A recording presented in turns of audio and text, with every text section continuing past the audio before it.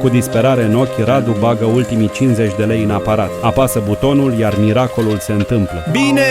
Am câștigat jackpotul! Strigă el cu bucurie. Cu banii câștigați, Radu sărbătorește, cumpără băuturi și se simte invincibil. Dar tentația îl prinde din nou. Doar puțin de distracție, își spune, însă continuă să joace. Încet pierde tot. Afară, sub ploaie, Radu stă singur, ud și înfrânt. O umbrelă galbenă îl acoperă de ploaie. Ridicând privirea, o vede pe Ana, colega lui de bancă din liceu. O față de înger cu ochii calzi care îi întinde mâna și îi spune calm: hai să te duc acasă, totul va fi bine, hai să vezi. 3 ani mai târziu, într-o zi însorită, Radu stă pe o pătură în grădină jucându-se cu fiica lui de 1 an. Ana vine cu 2 pahare de limonadă, zâmbind la imaginea familiei lor fericite. Privind-o în ochi, Radu spune: îți datorez viața. Când nici eu nu mai credeam în mine, ai apărut tu și mi-ai redat speranța. Iar acum totul este un vis frumos. Ana zâmbește. Toți avem nevoie de ajutor. Totul depinde de ce facem cu el atunci când îl primim.